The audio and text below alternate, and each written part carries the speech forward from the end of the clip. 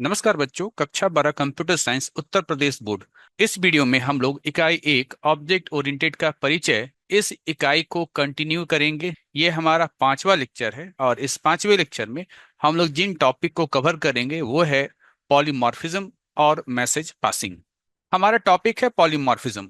Polymorphism को समझने से पहले हम लोग एक सामान्य जीवन से लिया हुआ उदाहरण देखेंगे, क्योंकि इस उदाहरण को देखने के बाद हम लोगों को पॉलीमॉर्फिज्म अच्छी तरीके से समझ में आ जाएगा। ठीक है। यहाँ पर आप देख रहे हैं एक लड़का, ठीक है, एक बॉय। इसके बारे में कुछ चीजें यहाँ पर कही गई हैं। सबसे पहला बात यहाँ पर कहा गया है, अ boy behave like a student in a school. एक लड़का उस स्कूल में एक छात्र की तरह व्यवहार करता है। ठीक है। जब वो स्कूल जाता है तो स्कूल में एक छात्र है, लेकिन है तो वो लड़का ही। वही कहा जा रहा है अगले पॉइंट में, अ boy behave like a customer in market और शॉपिंग मॉल। वही लड़का अगर शॉपिंग मॉल जाता है या मार्केट जाता है तो वहां क्या है, वहां वो एक कस्टमर है, वहां एक वो ग्राहक है। ठीक। Third point, a boy behave like a passenger in a bus. वही लड़का अगर बस में है तो बस में किस रूप में है, वो पैसेंजर के रूप में है। Fourth point, a boy behave like a son in home. वही लड़का घर में अपने माता पिता के लिए क्या है, वो उनका एक बेटा है। ठीक। यहाँ आप क्या देख पा रहे हैं, यहाँ आप देख पा रहे हैं कि यहाँ पर बॉय एक लड़का है जो अलग अलग परिस्थिति में, अलग अलग समय में, ठीक है, अलग अलग समय मतलब स्कूल के टाइम में वो स्कूल में होगा। ठीक है, तो स्कूल के टाइम में वो स्कूल में होगा और वहां वो स्टूडेंट कहलाएगा। स्कूल से आने के बाद जब वो मार्केट जाता है, ठीक है, वो अलग टाइम हो गया, जब वो मार्केट जाता है वो शाम में जाएगा, तो वहां पर वो क्या है, वहां पर वो कस्टमर है। वही हो सकता है छुट्टी वाले दिन वो बस से कहीं जा रहा हो, तो वही लड़का छुट्टी वाले दिन यानी एक अलग टाइम में वो क्या है, वो एक पैसेंजर है।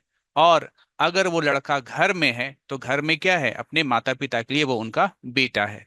यहाँ आप क्या देख रहे हैं, अलग अलग समय में इस लड़के का अलग अलग व्यवहार। ठीक है। वो अगर स्कूल में है तो पढ़ाई कर रहा है, अगर वो मार्केट में है तो खरीदारी कर रहा है, अगर वो बस में है तो सफर कर रहा है, और अगर वो घर में है तो अपने माता पिता के बातों का पालन कर रहा है। ठीक है। ये चीज आपको समझ में आ गई होगी।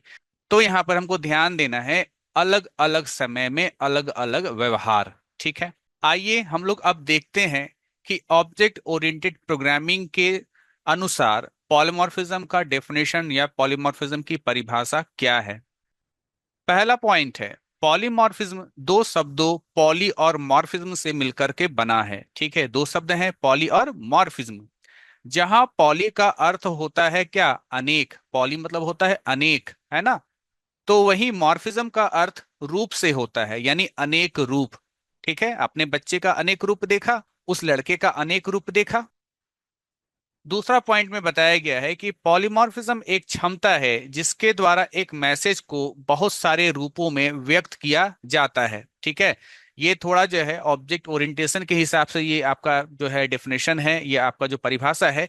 तो यहाँ पर देखिए क्या है, पॉलीमॉर्फिज्म एक क्षमता जिसमें एक मैसेज को बहुत सारे रूपों में व्यक्त किया जाता है, यानी यहाँ पर मैसेज के रूप में हम उस लड़के को कह दे रहे हैं, वो अलग अलग रूप में मुझको दिखलाई दे रहा है। स्कूल में वो अलग है ना, मार्केट में वो अलग है, बस में वो अलग है, और घर में वो अलग है। अगला पॉइंट, इस विधि में किसी कार्य को अलग अलग समय में अलग अलग परिस्थिति के अनुसार किया जा सकता है। तो पॉलीमॉर्फिज्म में क्या होता है कि कोई कार्य है ना, अब वो लड़का है वो कोई कार्य करेगा अलग अलग समय में, जैसे स्कूल में वो जो है अलग कार्य करेगा, क्योंकि वो स्कूल में है तो वो अलग कार्य क्या होगा, पढ़ाई करना। अगर वो अलग समय में मार्केट में है ना, परिस्थिति क्या हो गया, मार्केट, तो वहां पर मार्केट में वो क्या कार्य करेगा, वहां पर वो कार्य करेगा खरीदारी करने का। तो यही बात यहाँ पर बताया गया है।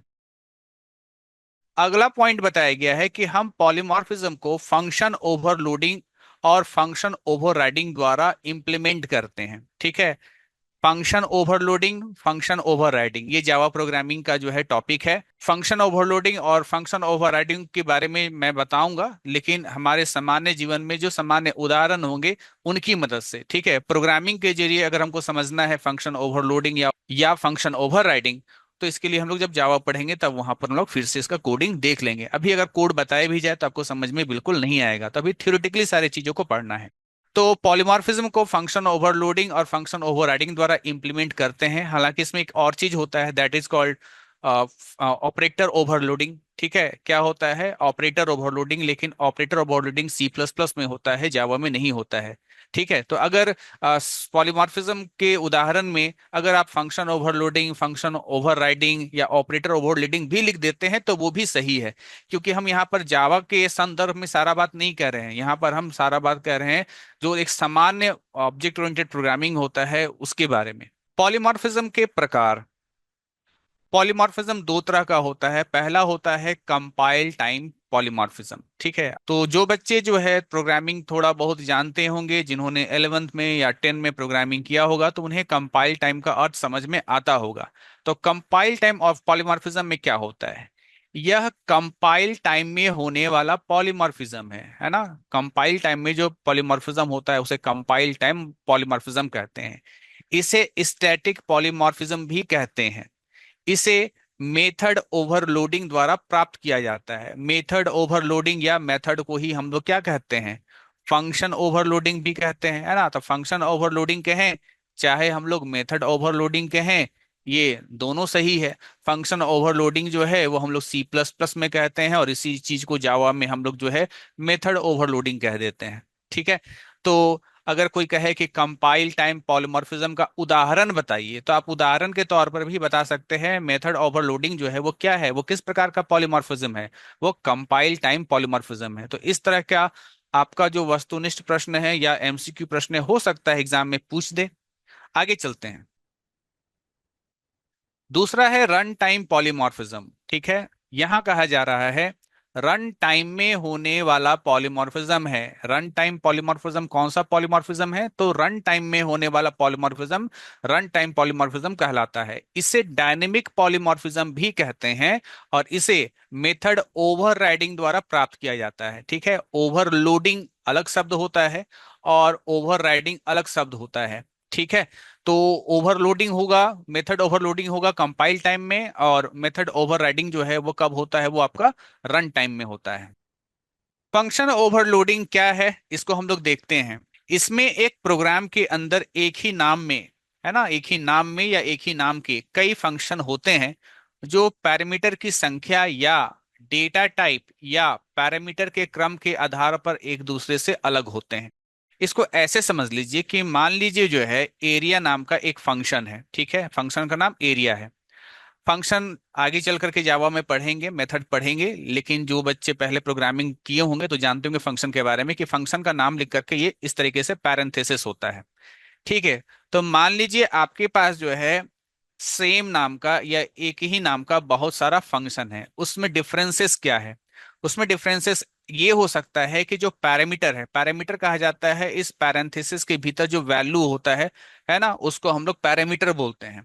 तो यहां पर कहा जा रहा है कि मान लीजिए एक एरिया नाम का फंक्शन है जिसमें एक पैरामीटर पास कराने के बारे में कहा जा रहा है कि इस एरिया नाम के फंक्शन को एक इंटीजर वैल्यू चाहिए।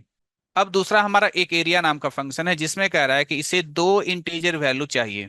एक तीसरा जो है आपका एरिया नाम का फंक्शन है जिसको कहा जा रहा है इसे जो है आपको एक फ्लोट टाइप का वैल्यू चाहिए। ठीक है, अब देखिए इस एरिया फंक्शन का संबंध जो है वो एरिया ऑफ स्क्वायर से है। स्क्वायर मतलब वर्ग, और वर्ग में क्या चाहिए होता है? वर्ग का एक भुजा चाहिए होता है, एक साइड चाहिए होता है। ठीक है, तो यहां पर ये जो इंट है ना, ये स्क्वायर का साइड को बता रहा है। दूसरे में आ जाइए, ये हो गया आपका रेक्टेंगल, यानी हिंदी में आयत बोलते हैं। ठीक है, तो आयत के लिए क्या क्या चाहिए होता था? लंबाई चाहिए होता था और चौड़ाई चाहिए होता था। तो ये इंट जो है लंबाई के लिए है, और ये जो इंट है ये चौड़ाई के लिए है। इसके बाद यहाँ पर आप फ्लोट देख रहे हैं, ये है आपका एरिया ऑफ क्या? ये होगा आपका एरिया ऑफ सर्कल, यानी वृत्त। और वृत्त में क्या चाहिए होता था? रेडियस, यानी कि त्रिज्या चाहिए होता था। ठीक है, तो यहाँ पर जो त्रिज्या है वो 2.3, 6.2 ऐसा भी हो सकता है। ठीक है, इसलिए यहाँ पर हमने फ्लोट लिया, क्योंकि फ्लोट का मतलब होता है पॉइंट वाला संख्या, और इंट का मतलब होता है बिना पॉइंट वाला संख्या। तो यहाँ पर देखिए एक ही प्रोग्राम में मान लीजिए कोई ये प्रोग्राम हो, मे भी जावा का प्रोग्राम हो सकता है। एक ही जावा के प्रोग्राम में मान लीजिए एक ही नाम के तीन फंक्शन है, एरिया, एरिया और एरिया। इसमें डिफरेंसेस क्या है, इसमें अंतर क्या है? इसके पैरामीटर में, यहाँ ये एक पैरामीटर है, यहाँ पर दो पैरामीटर है, तो संख्या के आधार पर तो डिफरेंस हो गया, ठीक। लेकिन वही अगर हम लोग बात करें यहाँ पर कि पहला जो एरिया नाम का फंक्शन है और जो तीसरा एरिया नाम का फंक्शन है, उसमें किस आधार पर डिफरेंस है? इसमें डिफरेंस है डेटा टाइप के आधार पर। वहां इंट है और यहाँ पर क्या है, फ्लोट है। तो यहाँ पर क्या कह रहा है कि किस आधार पर अलग हो सकता है? तो वो डेटा टाइप के आधार पर अलग हो सकता है, पैरामीटर की संख्या के आधार पर हो सकता है, जैसे यहाँ एक पैरामीटर है और यहाँ पर जो है आपका दो पैरामीटर है, या पैरामीटर के क्रम के अनुसार भी हो सकता है। जैसे समझने के लिए समझ लीजिए, मान लीजिए एरिया नाम का फंक्शन है, इसमें एक पैरामीटर इंट टाइप का है और एक पैरामीटर फ्लोट टाइप का है, ठीक। और एक एरिया नाम का और फंक्शन है जिसमें फ्लोट टाइप का एक पैरामीटर है और एक इंट टाइप का पैरामीटर है। तो ये दोनों डिफरेंट कहलाएंगे, क्यों? क्योंकि देखिए यहाँ पर पैरामीटर का क्रम अलग अलग है, पहले इंट फिर फ्लोट, यहाँ पहले फ्लोट फिर यहाँ पर इंट। तो यहाँ पर ये सभी फंक्शंस जो है ना, पैरामीटर के आधार पर ये सभी फंक्शंस अलग अलग हैं, ठीक है। तो यहाँ पर वही कहा जा रहा है कि फंक्शन ओवरलोडिंग कब होता है? जब एक ही प्रोग्राम के अंदर एक ही नाम के बहुत सारे फंक्शन हो। अंतर किस आधार पर होता है फंक्शन का? उसके पैरामीटर की संख्या पर, या पैरामीटर के डेटा टाइप पर, या पैरामीटर के क्रम के आधार पर, ठीक है। ये आपको समझ में आ गया होगा। तो एग्जाम में चाहे तो आप इसको लिख सकते हैं या फिर आप केवल डेफिनेशन लिखिए, है ना। और ऐसे भी जब आप जावा प्रोग्रामिंग कर लेंगे तो आप एक सही कोड लिख पाएंगे। अभी मैंने रफली चीजों को समझाया है, क्योंकि हो सकता है बहुत बच्चे प्रोग्रामिंग नहीं जानते हैं, इसलिए मैंने रफली एक कोड लिख करके आपको बताया। हालांकि ये भी सही है ना। अगर एग्जाम में आप इसको भी ऐसे भी लिख करके समझाते हैं, अपने उत्तर को इस तरीके से लिख के समझाते हैं, तो भी सही है। चलिए आगे बढ़ते हैं। यहां पर कहा गया है कि पैरामीटर की संख्या, मैंने जो एरिया लिख करके पैरेंथेसिस के भीतर जो मैंने यहाँ लिख दिया, इंट लिख दिया या फ्लोट लिख दिया, तो ये पैरामीटर का संख्या कितना है? यहाँ दो है। तो पैरामीटर की संख्या या पैरामीटर का डेटा टाइप या पैरामीटर के क्रम, ये फंक्शन सिग्नेचर कहलाते हैं। जैसे ये एरिया नाम का ये पहला फंक्शन है, एरिया नाम का मान लीजिए एक दूसरा फंक्शन है, इसमें पहला फ्लोट है और दूसरा इंट टाइप का है। एक एरिया नाम का एक और फंक्शन है जिसमें दोनों के दोनों क्या है, इंट है। यहां पर क्या है, तीनों फंक्शन में पैरामीटर का संख्या सेम है, लेकिन देखिए यहाँ पर क्रम अलग अलग है, पहला इंट दूसरा फ्लोट, यहाँ पहला फ्लोट दूसरा इंट, और यहाँ तो दोनों के दोनों इंट है, ठीक है। तो पैरामीटर का संख्या जब सेम हो तो हम लोग पैरामीटर में जो डेटा टाइप का जो क्रम है उसको देखते हैं, है ना। यहाँ पर इंट और फ्लोट को डेटा टाइप कर रहे हैं, तो कह सकते हैं कि इस फंक्शन का और इस फंक्शन का जो सिग्नेचर क्या है, वो अलग अलग है। तो फंक्शन का नाम सेम हो लेकिन पैरामीटर में अंतर हो तो कहेंगे कि सभी फंक्शन का सिग्नेचर क्या है, अलग अलग है, ठीक है। तो यहां पर इन तीनों फंक्शन का सिग्नेचर क्या है, अलग अलग है। अब हम लोग जानते हैं ऑपरेटर ओवरलोडिंग। हालांकि ऑपरेटर ओवरलोडिंग जावा में नहीं होता है, ठीक है, ये सी प्लस प्लस में होता है। लेकिन चूंकि अभी हम लोग ऑब्जेक्ट ओरिएंटेशन पढ़ रहे हैं और सी प्लस प्लस और जावा दोनों ही ऑब्जेक्ट ओरिएंटेड प्रोग्रामिंग हैं, ठीक। लेकिन कुछ चीजें सी प्लस प्लस में पाई जाती हैं, कुछ चीजें जावा में पाई जाती हैं। कुछ ऐसी चीजें हैं जो सी प्लस प्लस में है तो जावा में नहीं है, कुछ ऐसी चीजें होती हैं जो जावा में है वो सी प्लस प्लस में नहीं है। तो ऑपरेटर ओवरलोडिंग जो होता है वो सी प्लस प्लस में होता है, जावा में नहीं होता है। लेकिन चूंकि आपके किताब में, आपके सिलेबस में इसके बारे में था कहना कि ऑपरेटर ओवरलोडिंग बता दीजिए, क्यों बता दीजिए? क्योंकि ये पॉलीमॉर्फिज्म का एक प्रकार है, ठीक है, या कह सकते हैं ये एक पॉलीमॉर्फिज्म का उदाहरण है, प्रकार नहीं कहेंगे, उदाहरण कहेंगे। तो ऑपरेटर ओवरलोडिंग भी चूंकि एक पॉलीमॉर्फिज्म का उदाहरण है, इसलिए हम लोग इसको पढ़ ले रहे हैं, अन्यथा ये तो सी प्लस प्लस में ही पाया जाता है, जावा में नहीं पाया जाता है। आइए ऑपरेटर ओवरलोडिंग को समझते हैं। यहां पर कहा गया है एक ही ऑपरेटर का विभिन्न प्रकार से उपयोग ऑपरेटर ओवरलोडिंग कहलाता है। एक ऑपरेटर है, उसका अलग अलग तरीके से आप इस्तेमाल कर रहे हैं, ठीक है। समझने में थोड़ा सा अटपटा लग रहा होगा, लेकिन अभी उदाहरण से हम लोग समझ लेंगे। जैसे जब किसी ऑपरेटर को ओवरलोड किया जाता है तो इसका वास्तविक अर्थ एवं कार्य नष्ट नहीं होता है, बल्कि वे ओवरलोडिंग के कारण छिप जाते हैं। इस चीज को समझना चाहेंगे कि आखिर कहना क्या चाहता है। और देखिए मैंने यहाँ पर बता भी दिया है कि जावा में ऑपरेटर ओवरलोडिंग नहीं होता, ये चीज जावा में नहीं होता, सी प्लस प्लस में होता है। आइए चलिए उदाहरण से समझते हैं आखिर यहाँ पर कहा क्या जा रहा है। देखिए मान लीजिए ये जो प्लस है ना, ये क्या है, प्लस आपका एक ऑपरेटर है। ये प्लस क्या करता है आप जानते हैं। अगर प्लस को हम दो संख्या दे दें, जैसे दे दें 12 और मान लीजिए 4, ठीक, तो ये प्लस क्या करेगा, इन दोनों को जोड़ देगा, जोड़ करके क्या आएगा आपका 16 आएगा, ठीक। ये काम किया। लेकिन मान लीजिए किसी दूसरे वक्त, पॉलीमॉर्फिज्म में यही होता है ना कि किसी एक टाइम में कुछ अलग काम करे, किसी दूसरे वक्त में कुछ अलग काम करे। मान लीजिए किसी अलग टाइम में मैंने यहाँ पर दो स्ट्रिंग दिया, जैसे मैंने दिया अमर, ठीक है, एक स्ट्रिंग है, प्रोग्रामिंग करने वाले जानते होंगे डबल कोट्स में स्ट्रिंग को लिखा जाता है, और एक स्ट्रिंग और है राजू, ठीक है, ये दो स्ट्रिंग है। अगर मैंने इसके बीच प्लस कर दिया तो क्या ये जोड़ देगा, ठीक है। जोड़ने का मतलब होता है अर्थमेटिकल जोड़, है ना, अंकगणितीय जोड़। तो अंकगणितीय जोड़ तो वो संख्या के बीच में होता है, वो टेक्स्ट के बीच में या स्ट्रिंग के बीच में नहीं होता है। लेकिन यहाँ पर प्लस डिफरेंट काम करेगा, क्या करेगा, इन दोनों स्ट्रिंग को कुछ इस प्रकार से आपस में चिपका करके लिख देगा। इस प्रकार से आपस में चिपका कर लिखने को हम लोग इंग्लिश में कॉन्केटेनेशन कहते हैं, ठीक है, हो सकता है आगे आपको पढ़ने को मिले। तो यहाँ पर प्लस ने क्या किया, कॉन्केटेनेशन का काम किया, और यहाँ पर प्लस ने काम किया एडिशन का। यहाँ पर क्या काम हुआ, संख्या के साथ एडिशन हुआ, जबकि यहाँ पर स्ट्रिंग के साथ क्या हुआ, कॉन्केटेनेशन का काम हुआ। आपने क्या देखा, आपने ये देखा अलग अलग समय में, किसी समय में उसको डेटा दिया गया इंटीजर टाइप का तो उसने एडिशन किया, और किसी दूसरे टाइम में उसको डेटा के रूप में स्ट्रिंग दिया गया तो उसने क्या किया, कॉन्केटेनेशन किया। अब हम इस परिभाषा को पढ़ते हैं, आपको समझ में आ जाएगा। एक ही ऑपरेटर विभिन्न प्रकार से उपयोग, है ना, एक ही ऑपरेटर का विभिन्न प्रकार से उपयोग ऑपरेटर ओवरलोडिंग कहलाता है। हमने देखा प्लस का विभिन्न प्रकार से उपयोग देखा। जब किसी ऑपरेटर को ओवरलोड किया जाता है, जैसे यहाँ पर प्लस जो है जोड़ने का काम कर रहा है, और ओवरलोड का मतलब क्या हो गया, अन्य काम करवाना, तो हमने यहाँ पर कुछ अन्य काम करवाया, ठीक है। तो ऐसा नहीं है कि जब हमने यहाँ पर कोई अन्य काम करवाया तो प्लस ने अपने गुण को खो दिया। ये अपना गुण नहीं खोया है, संख्या को जोड़ने वाला गुण को ये नहीं खोया है, बस उस गुण को छिपा लिया है कुछ देर के लिए। तो वही कह रहा है कि जब हम डिफरेंट डेटा देते हैं किसी ऑपरेटर को, है ना, जो नेचुरल, जो हम लोग जो है, जो नेचुरल जो डेटा दिया जाता है उसके खिलाफ जा करके हम कुछ अलग तरह का जब डेटा दे देते हैं, तो अब ये मूल गुण से अलग कुछ कार्य करने लगता है। लेकिन ऐसा नहीं है कि इसने अपने मूल गुण को छोड़ दिया है ना, इसका जो वास्तविक अर्थ है या उसका जो कार्य है वो नष्ट नहीं होता है। बस परिस्थिति के अनुसार ये काम कुछ अपना अलग किया, यही बात यहाँ पर कहा गया है कि जब किसी ऑपरेटर को ओवरलोड किया जाता है तो उसका वास्तविक अर्थ एवं कार्य नष्ट नहीं होता है, बल्कि वे ओवरलोडिंग के कारण छिप जाते हैं। तो आपकी परीक्षा में ऑपरेटर ओवरलोडिंग के बारे में पूछा जाए तो आप ये परिभाषा लिखिएगा, और आप चाहें तो ये उदाहरण भी लिख सकते हैं। अगला जो हमारा टॉपिक है उसका नाम है मैसेज पासिंग, ठीक है, ये भी काफी इंटरेस्टिंग सा चीज है। इसको भी समझने के लिए हम लोग एक उदाहरण देखेंगे अपने सामान्य जीवन से।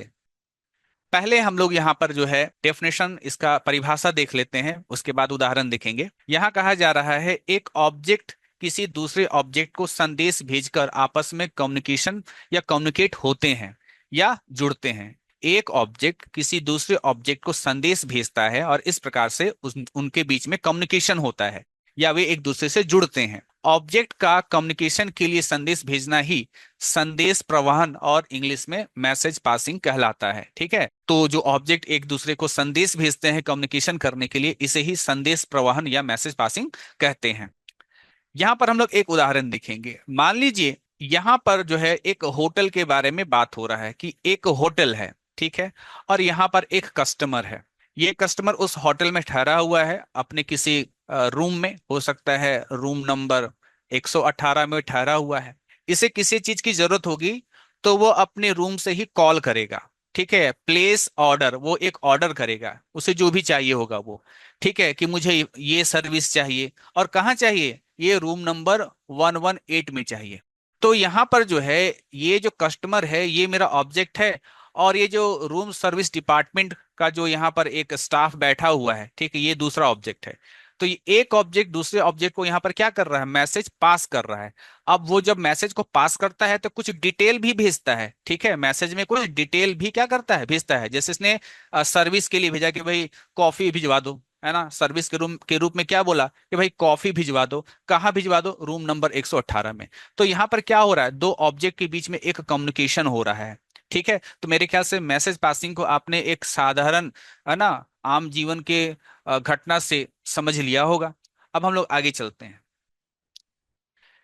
यहां पर देखिए, ये उदाहरण को समझने के बाद हम लोग यहाँ पर जानते हैं कि इसी प्रकार ऑब्जेक्ट ओरिएंटेड प्रोग्रामिंग में एक ऑब्जेक्ट किसी दूसरे ऑब्जेक्ट मतलब जैसे रूम सर्विस डिपार्टमेंट जो हमने अभी देखा था, को एक मैसेज भेजता है। यानी कस्टमर एक ऑब्जेक्ट है और रूम सर्विस डिपार्टमेंट एक दूसरा ऑब्जेक्ट है ना। एक ऑब्जेक्ट दूसरे ऑब्जेक्ट को मैसेज भेजता है, साथ ही साथ खास डेटा मतलब कि उसको क्या सर्विस चाहिए और कौन से रूम नंबर में चाहिए, है ना। तो साथ ही साथ खास डेटा यानी ऑर्डर डिटेल के साथ भेजता है ना। मैसेज में क्या होता है, खास डेटा भी होता है। तब दूसरा ऑब्जेक्ट मैसेज के साथ भेजी जानकारी के आधार पर अनुरोध किए गए एक्शन को करता है। तो जो दूसरा ऑब्जेक्ट है यानी जो रूम सर्विस डिपार्टमेंट है ना, उसका जो स्टाफ बैठा हुआ है, वो जो मैसेज आया, है ना, जो मैसेज उसके पास पहुंचा उसके आधार पर वो एक्शन करता है। ठीक है, जैसे उसने रिक्वेस्ट किया था कि मुझे कॉफी चाहिए, तो जब ये जो मैसेज पहुंचेगा दूसरे ऑब्जेक्ट के पास, तो जो भी अनुरोध किया गया है उस एक्शन को वो परफॉर्म करेगा। तो अब है आपका टॉपिक ऑब्जेक्ट ओरिएंटेड प्रोग्रामिंग की विशेषताएं। ठीक है, फीचर्स ऑफ ओओपी। तो हमने अभी जितनी भी चीजें पढ़ी उसी के आधार पर आप उन विशेषताओं को लिखेंगे। मेरे ख्याल से अभी सारे पॉइंट आपको समझ में आ जाएंगे, क्योंकि हमने काफी कुछ चर्चा कर लिया है पिछले 4 लेक्चर्स में। पहला पॉइंट है, जो ऑब्जेक्ट ओरिएंटेड प्रोग्रामिंग होता है ना, उसमें जो प्रोग्राम होते हैं वो ऑब्जेक्ट से बने होते हैं जो वास्तविक दुनिया का मॉडल बनाते हैं। ठीक है, यानी ऑब्जेक्ट जो कि वास्तविक दुनिया में जिस तरह से ऑब्जेक्ट होते हैं उसी का एक मॉडल बनाता है हमारा ऑब्जेक्ट। दूसरा है, डेटा और फंक्शन एक साथ संगठित होते हैं, व्रैप होते हैं। आपने इनकैप्सुलेशन पढ़ा था। ठीक है, तो आपने ऑब्जेक्ट ओरिएंटेड प्रोग्रामिंग में क्लास पढ़ा था। क्लास में डेटा और फंक्शन होता था जिसको हम लोग एक साथ क्या कर देते थे, व्रैप कर देते थे, संगठित कर देते थे। तो ये एक विशेषता हो गया। दूसरा, डेटा ज्यादा सुरक्षित रहता है। ऑब्जेक्ट ओरिएंटेड प्रोग्रामिंग में डेटा आपका ज्यादा सिक्योर रहता है। फिर है, ऑब्जेक्ट्स फंक्शन के माध्यम से संचार करते हैं, है ना। जितने भी ऑब्जेक्ट्स होते हैं वो फंक्शन के माध्यम से एक दूसरे से कम्युनिकेट होते हैं, अभी जो हमने मैसेज पासिंग पढ़ा। इसके बाद नए डेटा और फंक्शन को जोड़ना आसान होता है। आपने इनहेरिटेंस पढ़ा है ना, मैंने इनहेरिटेंस पढ़ाया था। जब एक पुराने क्लास से एक नया क्लास बनता था, तो वहां पर क्या होता था कि पुराने क्लास में कुछ फीचर्स को लिए और कुछ और फीचर्स को जोड़ करके हम लोग जो है एक नया क्लास बना लेते थे। वही बात यहाँ पर कहा गया है कि नए डेटा और फंक्शन को जोड़ना आसान होता है इनहेरिटेंस के माध्यम से। तो आपका लेक्चर नंबर 5 यहीं पर समाप्त होता है। अब हमारा एक लेक्चर और बाकी रह जाएगा, उसके बाद हमारा ये जो इकाई 1 है ये खत्म हो जाएगा, और उसके बाद फिर हम लोग जो है जावा प्रोग्रामिंग शुरू करेंगे। तो बच्चों, जितने भी बच्चे इस वीडियो को देख रहे हैं वो अपने मित्रों को जरूर बताएं इस चैनल के बारे में। और कंटेंट में अगर कोई कमियां हो, कोई आपको जो है सुझाव देना हो या कोई कंफ्यूजन हो, तो मुझे कमेंट जरूर करें। कमेंट के माध्यम से ही मैं समझ पाता हूं कि स्टूडेंट्स को, छात्रों को क्या दिक्कत है, क्या परेशानी है, उन्हें कितना समझ में आ रहा है या नहीं आ रहा है। अगर किसी प्रकार के सुधार की जरूरत होगी तो वो मैं जरूर करूंगा। मिलते हैं अगले वीडियो में, तब तक के लिए धन्यवाद।